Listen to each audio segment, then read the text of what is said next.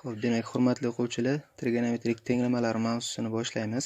Demak, sizlar bilan birinchi sinus x teng a ko'rinishidagi tenglamalarni ko'rib chiqamiz.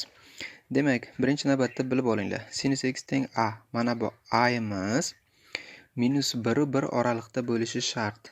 Ya'ni bu nima degani? Sinus x teng masalan 2 bo'lsa, bu bo'sh to'plam, yechimga ega emas. Chunki sinus hech qanday gradusda 2 ga teng bo'la olmaydi.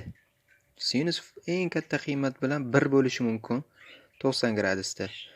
-1 bo'lishi mumkin 270 gradusda. Undan birdan katta qiymat -1 dan kichik qiymatga ega bo'la olmaydi hech qanday gradusda, hech qanday burchakda. Tushunarlimi?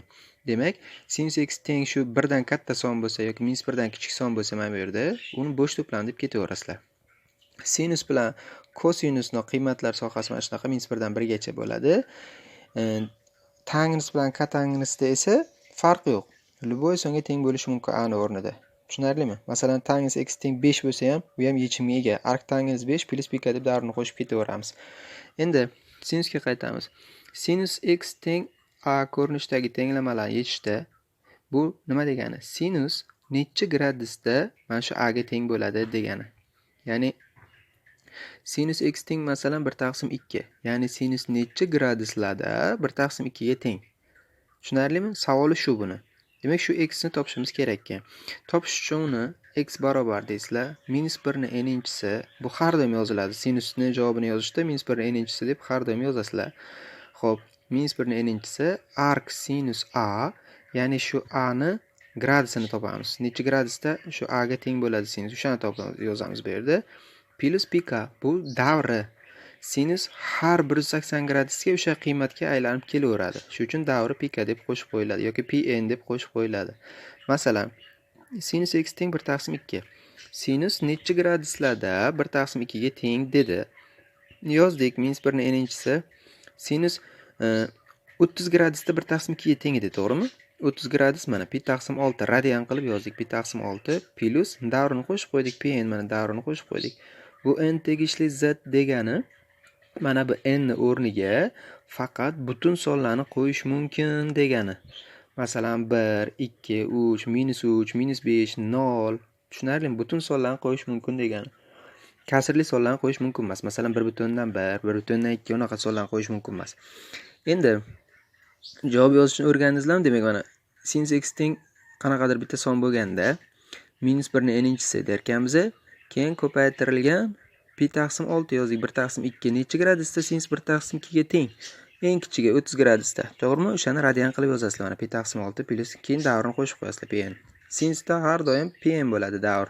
Faqat mana bu nuqtalardan tashqari bu nuqtalarni hozir tushuntirib beraman. Ya'ni 0, 1, -1 larda boshqa xil bo'lishi mumkin davr. Endi lekin mana sinus x teng 0.3. Bu yechimga ega. 0.3 aytishlaringiz mumkin. Aniq gradusi yo'q-ku 0.3 da. Necha gradusda 0.3 ga teng? Aniq gradusi yo'q-ku deyishlaringiz mumkin. Lekin aniq gradusi bo'lmasa ham, lekin yechimga ega. Chunki mana -1 da u bir oralig'iga kiradi 0.3. Xo'p, uni javobini yozganlaringizda -1 ni n-chisi endi arc sinus 0.3 deb yozib qo'yasizlar, gradusi aniq bo'lmagani uchun. Keyin plus pn deb davrini qo'shib qo'yasizlar yoki pk deb, uni farqi yo'q. Ba'zida pn deb, ba'zida pk deb yozadi. Uni farqi yo'q. Tushunarlimi? Ana endi mana bu 4 ta nuqtani tushuntiraman sizlarga. Masalan, sinus x teng 1. Sinus qayerda 1 ga teng? Ya'ni necha gradusda 1 ga teng deyapti. Sinus faqat bitta nuqtada 90 gradusda 1 ga teng, mana shu yerda. 180 da ham, 270 da ham, 0 da ham yoki 360 da ham boshqa 1 ga teng emas. Faqat shu yerda 1 ga teng. Demak, shu yerdan yurishni boshlab, aylanib, yana yurib o'ziga kelguncha qancha yo'lni bosib o'tadi u? 360 gradus yo'lni bosib o'tadi. Ya'ni 2pi ni bosib o'tadi. Demak, davr degani mana shu. Yana sinus 90 gradusda 1 ga teng, yana necha gradusda 1 ga teng desa, o'sha davr qo'shiladi. Ya'ni 2pi qo'shiladi ustiga. 90 gradus ustiga 360 gradusni qo'shasizlar. Tushunarlimi? 450 gradusda yana 1 ga teng bo'lar ekan degani bu. Uni ustiga yana 360 qo'shasizlar, yana 1 ga teng bo'ladi o'shanda. Shuning uchun davr 2pk deb qo'shib qo'yiladi. Mana eng kichik qiymati o'sha pi/2 yoziladi, plus davri qo'shib qo'yiladi 2pn. Tushunarlimi? Mana masalan sinus x teng -1. Sinus necha graduslarda -1 ga teng. Demak, sinus mana bu yerda -pi/2 deb yozishlaringiz ham mumkin buni yoki 3pi/2 deb yozishlaringiz ham mumkin 270 qilib. Chunki bu yoqqa qarab yursa hozir -90 gradus yuradi. Bu yerdan orqaga qarab yursa -90 gradus yuradida. Shuning uchun -90 deb ham yozish mumkin. Yoki bunaqasiga aylanib kelsa 270 gradus yo'l bosib o'tadi. Shuning uchun 270 deb ham yozish mumkin. Lekin tenglamalarda, misol javobini yozayotganda, mana bu yerda gradusni iloji boricha kichikroq gradus qiladi.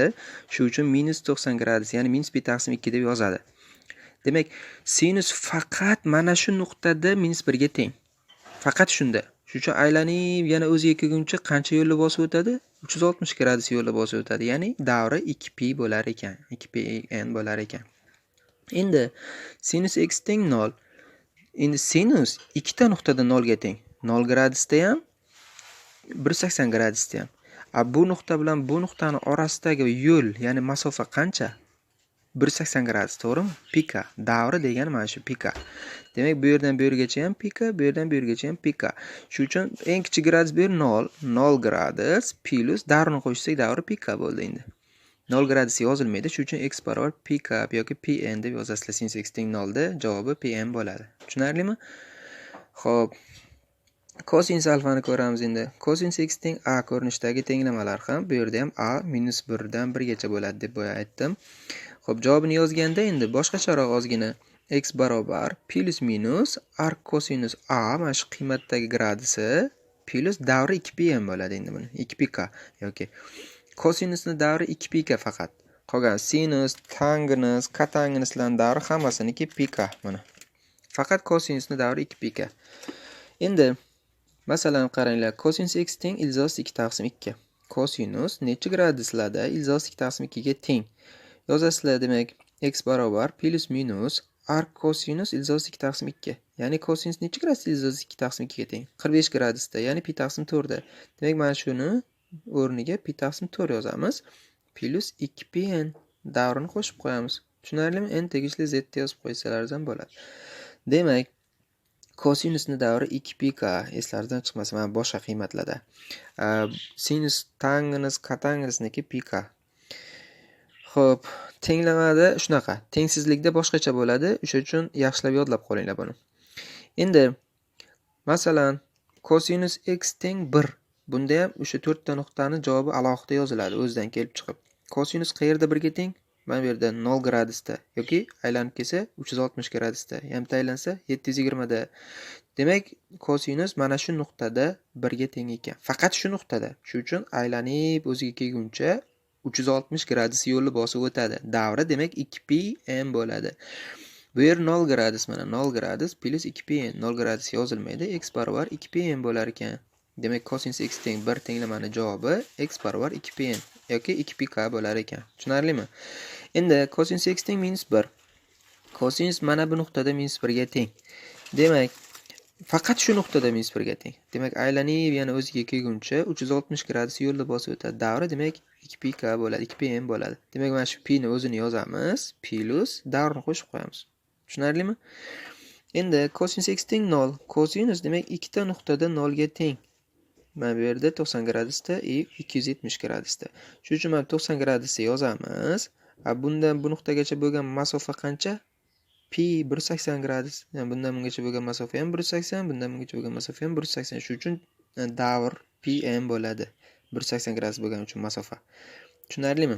Ana endi cosinus minusli qiymat berganda sal boshqacharoq bo'ladi. Agar sinus minusli bo'lsa edi, buni bo'ya tushuntirmaymiz. Qaranglar, sinus x teng -1/2 bo'lsa, -1 ni darajasi n bo'lishi kerak edi formulada. Minusli qiymat bersa, shu n plus 1 deb yozasizlar. Bo'ldi, bu yog'i o'ziday ketaveradi. Mana pi/6 plus pn, n tegishli z ketaveradi. Demak, bu yerda minusli qiymat bersa, sinus alfa teng minus nechidir bersa, shu n plus 1 darajada, -1 darajasida n plus 1 deb yozasizlar. Keyin shu plusli bo'lganda javob qanaqa o'zarsizlar, shunaqa yozib ketaverasizlar. Tushunarlimi? Lekin cosinusda boshqacha. Cosinus minusli qiymat bersa, xo'p, sizlar shu minus yo'q deb faraz qilinglar-da, shuni cosinus necha gradusda ilzos 2/2 ga teng edi? pi/4 da 45 gradusda, to'g'rimi? Demak, pi dan o'sha pi/4 ni ayirib tashlaysizlar. 3 pi taqsim 4 bo'ladimi? Plus minus 3 pi taqsim 4 plus 2 pi deb davrini qo'shib qo'yasizlar bo'ldi. Demak, shu minus bo'lmagandagi qiymatga necha gradusga teng bo'lsa, pi dan, ya'ni 180 dan o'shani ayirib tashlaysizlar. Keyin shu chiqqan qiymatni plus minus qilib davrini qo'shib qo'yib ketaverasizlar. Tushunarlimi? Xo'p, masalan yana bitta mana. Cosinus x teng minus 1 taqsim 2. Cosinus o'zi plus 1 taqsim 2 ga nechaga teng edi? 60 gradusda, to'g'rimi? Pi taqsim 3 da. Demak, pi dan pi taqsim 3 ni ayiramiz. 2 pi taqsim 3. Demak, plus minus 2 pi taqsim 3 plus 2 pi deb davrini qo'shib qo'yamiz. Bo'ldi. Xo'p, bu nuqtalarni tushuntirdim. Demak, endi tangensga o'tamiz. Tangens x teng a ko'rinishidagi tenglama. Endi bu a ni o'rnida любой son kelishi mumkin. Ixtiyoriy son kelishi mumkin. Bu minus cheksizlikdan plus cheksizlikgacha son. Tushunarlimi? Shuning uchun demak x barobar arc tangens a plus pn davri pn bo'ladi. Tangensni ham, kotangensni ham yozib qo'yamiz, bo'ldi. Masalan, tangens x teng 1 tenglama. Tangens necha gradusda 1 ga teng? 45 gradusda. Ya'ni pi taqsim 4 da. Pi taqsim 4 mana arc tangens 1 pi taqsim 4 ga teng bo'ladi. Pi taqsim 4 plus pn davri qo'shib qo'yiladi. Bo'ldi. Xo'p, agar minusli bo'lsa, shu minus pi taqsim 4 deb yozib qo'yasizlar, bo'ldi. Pn tangens osongina. Demak, tangens x teng minus 1 bo'lsa, minus pi taqsim 4 plus pn bo'lar ekan, bo'ldi. Ya'ni minusli qiymat kelsa, shu qiymatni oldiga minus qo'yib yozib qo'yasizlar, bo'ldi. Tangens x teng 3. Buni aniq gradusi yo'q, a? Bunda arc tangens 3 plus pn deb yozib ketaverasizlar, bo'ldi. Javob shu bo'ladi. Chunki aniq gradus bo'lmagani uchun. Endi kotangens kosinusga o'xshab ketadi. Mana o'z ko'rasizlar nimagaligini. Lekin buni davri pika bo'ladi. Kosinusda 2 pika davri. Kotangens x teng a. Bu ham demak a ni o'rniga любой son kelishi mumkin. Minus cheksizlikdan plus cheksizlikgacha. Demak arc kotangens a plus pn deb yozib qo'yasizlar, bo'ldi bunda ham. Masalan, kotangens x teng 1. X barobar pi taqsim 4 plus pn yoki pk. Agar minusli bo'lsa, ya'ni kosinusga o'xshash tarafi mana shu. Minusli bo'lsa, pi dan ayirib yozasizlar shuni. Ya'ni kotangens o'zi plus 1 ga 45 gradusga teng edi, pi taqsim 4 da. Shudan pi dan ayiramiz pi taqsim 4 ni. 3 pi taqsim 4 bo'ladi. Plus pn davrini qo'shib qo'yamiz, bo'ldi. Tushunarlimi? Xo'p, endi bitta misol ishlasak. Xo'p, mashqlarga o'tyapmiz. Birinchi mashqimiz to'plamimizdagi demak 2 ko'paytirilgan sinus x teng minus 1. 2 ni avval bu yoqqa bo'lish qilib tushiramiz. Sinus x teng a ko'rinishiga keltirib olamiz. Mana sinus x teng minus 1 taqsim 2 ko'rinishiga keldi. Demak, sinus minusli bo'lganda darajaga 1 qo'shiladi. Mana n plus 1. Bo'ldi, 30 gradusda 1 taqsim 2 ga teng. Mana pi taqsim 6 plus sinusni davri pk. Bo'ldi, javob mana shu. Osongina. Sinus x teng 0. Sinus necha gradusda 0 ga teng edi? Ya'ni 0 mana ikkita nuqtada 0 ga teng edi. Bu yer 90 gradusmi? Sinus birinchi buni qaranglar. Keltirish formulasi bo'yicha buni kosinusga o'tib oldik. Ya'ni pi taqsim minusga ko'paytirib olsak hozir, minusni qo'shimdan tashqari chiqarib olib minusga bo'lib olsak yoki ko'paytirib olsak, buni joyi almashadi. Pi taqsim 2 minus 3x bo'ladi. Keltirish formulasi bo'yicha u kosinus 3x ga o'tadi. Kosinusga o'tib ketgandan keyin kosinus 3x teng 0 mi? Kosinus necha gradusda 0 ga teng?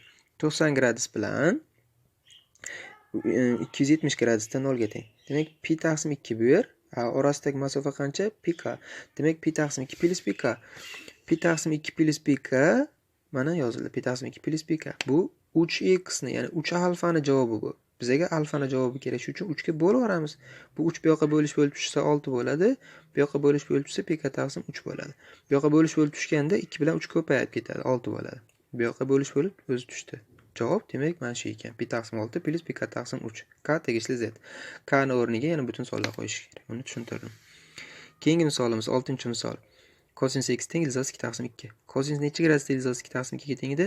45 gradusda. Ya'ni plus minus pi taqsim 4 plus 2 pk. Nimaga kosinusga plus minus qo'yiladi? Sababi kosinus juft funksiya. Mana bu x o'rniga minus pi taqsim 4 qo'ysak ham baribir plus bo'lib ketadi-da, javob ildiz 2 taqsim 2 chiqaveradi. Shuning uchun plus minus qo'yiladi kosinusga. Tushunarlimi? Davri 2 pk. Endi buni savoli bor. 0 2 pi oraliqda yechimni toping deyapti. 0-2 pi oraliqda yechimni toping desa, shunaqa savollar bersa sizlarga, endi mana shu k ni o'rniga qiymat berasizlar. K butun sonlar edi, to'g'rimi? Demak, k ni o'rniga bir marta 0 qo'yib hisoblaysizlar masalan. 0 qo'ysak hozir 2 pi ko'paytirilgan 0 0 bo'lib ketadi. Javob plus minus pi taqsim 4 bo'ladi. Minus pi taqsim 4 bu oraliqqa kirmaydi, plus pi taqsim 4 kiradi bu oraliqqa. Mana plus pi taqsim 4 ni oldik shu uchun. Endi k teng 1 deymiz. 1 qo'ysak 2pi ko'paytirilgan 1 2pi bo'ladi. Demak, plus minus pi taqsim 4 plus 2pi bo'ldi. Demak, plus pi taqsim 4 ga 2pi ni qo'shsak, mana bu oraliqdan oshib ketyapti, ko'payib ketyapti. Minusligi 2pi minus pi taqsim 4 bo'ladi-da, 7pi taqsim 4 bo'ladi. 7pi taqsim 4 shu oraliqqa kiradi. Demak, javob pi taqsim 4 bilan 7pi taqsim 4 ekan. Mana shu oraliqdagi yechimlarini top degan edi. Ya'ni buni savoli 0 dan to 360 gradusgacha necha graduslarda kosinus ilzosi taqsim 2 ga teng bo'ladi deb so'radi sizlardan. Keyin k ni o'rniga 0 1 berdimmi? 0 1 minus 1 ko'pincha 0 dan boshlanglar. Mana 0 ni beringlar, 1 ni beringlar, minus 1 ni, keyin 2 ni, minus 2 ni, 3 ni, minus 2 ni, minus 3 ni mana shunaqa ketaveringlar. Tekshirib topish uchun. Tushunarlimi? Xo'p, demak xohlagan butun sonni berishga haqlaringiz bor. Endi 11-misolimiz. 4 sin kvadrat 2x teng 3. Mana shu darajali kvadrat darajali misollar kelib qolsa tenglamalar. Birinchi uni darajasini tushiringlar. Ya'ni sin kvadrat alfa bo'lsa 1 minus cosinus alfa taqsim 2 formula edi mana. 1 minus cosinus 2 alfa mana. 2 si 4x bo'ldi taqsim 2. 4 bilan 2 qisqarib 2 qoldi. 2 ni bunga ko'paytirib yubordik. Mana. Keyin cosinus 4x ni topib oldik. Mana cosinus x teng a ko'rinishiga keltirdik. Endi bo'ldi. Kosinus minus 1 taqsim 2 necha gradusga teng? O'shani yozamiz. Demak, minus bo'lgani uchun pi dan ayiramiz. Pi taqsim 3 ni 2 pi taqsim 3 bo'ladi. Plus minus plus davri 2 pi k. 4x bo'lgani uchun bu 4 ga bo'lib yuboramiz. Demak, plus minus pi taqsim 6 bo'lib qoladi. Bu 2 bilan 4 qisqarsa 2 yana qolib ketadi.